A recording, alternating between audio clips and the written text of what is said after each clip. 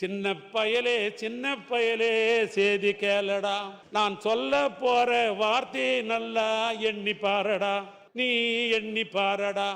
ஆளும் வரணும், அறிவும் வளரணும், அதுதான்டா வளர்ச்சி.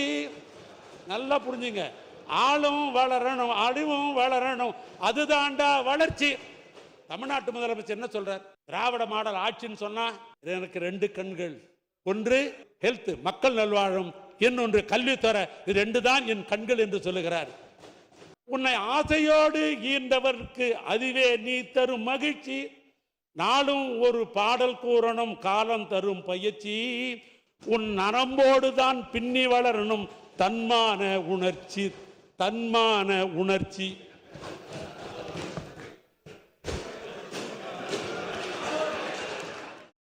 எனக்கு பட்டுக்கோட்டை கல்யாண சுந்தரம் அவருடைய அரசியலங்குமரி என்கிற திரைப்படத்தில் 65 ஆண்டு காலத்துக்கு முன்னால் ஒரு எழுதிய தத்துவ பாடல் தான் எனக்கு நினைவுக்கு வருகிறது.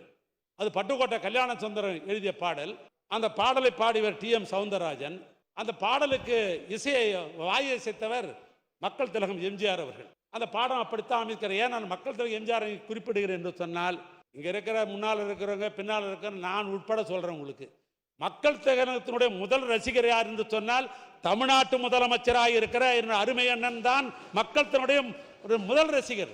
அவர் காரில் போறாருன்னு சொன்னாக்கா அவரோட நாங்கள் பயணிக்கிறோம். நான் அண்ணன் நேரு போன்றவர்கள் எல்லாம் பார்த்தீங்கன்னா பழைய பாடல் எம்ஜிஆர் பாடல் என்று சொல்லப்படுற பாட்டு தான் அவர் கேட்டு இருப்பார் எப்பொழுதும். இன்னும் சொல்ல போனால் மக்கள் திலகம் அந்த காலத்தில் திரைப்படம் வெளியாகுதுன்னு சொன்னாக்கா அவர் முதல்ல யாருக்கு போன் போட்டு பேசுவார்னு கேட்டீங்கன்னா எங்க முதலமைச்சருக்கு தான் போன் பேர் போட்டு எப்படி படம் ரிலீஸ் ஆச்சு, எப்படி படம் பார்த்துட்டு எப்படி இருக்கு ரிசல்ட் அப்படின்னு கேட்குற முதல் குரல் அவர் தான் இருக்கும். இப்போ நான் சுற்றுப்பயணம் போறார் முதலமைச்சர், நான் போகிறார் பார்க்குறேன்.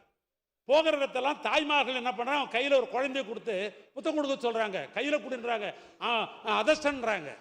அந்த குழந்தையை தூக்கி கொண்டு அரசியலங்குமரியை தூக்கி பிடித்து பார்த்த அந்த நினைவு இன்றைக்கு முதலமைச்சர் அவர்கள் அந்த குழந்தையை பார்க்கிற பொழுது அந்த பாட்டு தான் எனக்கு நினைவு வந்தது. என்னன்னு சொன்னா, சின்ன பயலே செய்தி கேளடா, நான் சொல்ல போற வார்த்தையை நல்லா எண்ணி பாரடா, நீ எண்ணி பாரடா. ஆளும் வரணும், அறிவும் வளரணும், அதுதான்டா வளர்ச்சி. நல்லா புரிஞ்சுங்க, ஆளும் வளரணும், அறிவும் வளரணும், அதுதான்டா வளர்ச்சி. தமிழ்நாட்டு முதலமைச்சர் என்ன சொல்றார்? திராவிட மாடல் ஆட்சின்னு சொன்னா எனக்கு 2 கண்கள், ஒன்று ஹெல்த் மக்கள் நல்வாழும், இன்னொன்று கல்வித்துறை, இது 2 தான் என் கண்கள் என்று சொல்லுகிறார். ஆக ஆளு வளரணும்னு சொன்னா ஹெல்த் டிபார்ட்மெண்ட்ல தான் ஆள் சுகமா வளர முடியும். அறிவு பிறக்கணும்னு சொன்னாக்கா கல்வி சிறப்பா இருந்தா தான் அறிவு பிறக்க முடியும். அதுதான் சொல்றார், ஆளும் வளரணும், அறிவும் வளரணும், அதுதான்டா வளர்ச்சி, உன்னை ஆசையோடு ஈன்றவருக்கு அதுவே நீ தரும் மகிழ்ச்சி, நாளும் ஒரு பாடல் கூறணும், காலம் தரும் பயிற்சி, உன்னை உன் நரம்போடு தான் பின்னி வரணும் தன்மான உணர்ச்சி, உன் நரம்போடு தான் பின்னி வளரணும் தன்மான உணர்ச்சி, தன்மான உணர்ச்சி.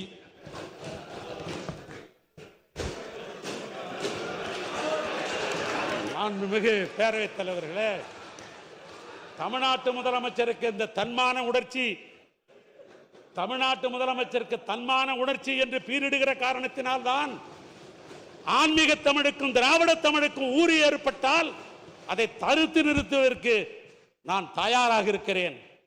எத்தனை கோடி இழந்தாலும் பரவாயில்லை, என்ன விலை தர வேண்டியதாக இருந்தாலும் சரியாயில்லை, அதற்கு நான் தயாராக இருக்கிறேன் என்று சூழலித்து தமிழ்நாட்டு முதலமைச்சர் இன்றைக்கு இருமொழி கொள்கை தான் என் ஆட்சியினுடைய கொள்கை என்று இன்றைக்கு பறைசாற்றிக் கொண்டிருக்கிறார்.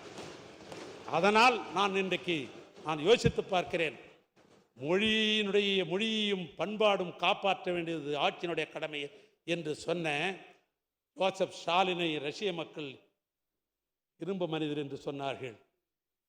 என் தாய்மொழியான தமிழை இங்கே காப்பாற்றுவதற்கு முதலாக என்று போர்க்குரல் கொடுத்து கொண்டிருக்கிற தமிழ்நாட்டின் முதலமைச்சர் தமிழ்நாட்டுடைய இரும்பு மனிதன் என்று நாம் அத்தனை பேரும் போற்றி கொண்டாட வேண்டிய நிலையிலே இன்றைக்கு நாம் இருந்து கொண்டிருக்கிறோம்.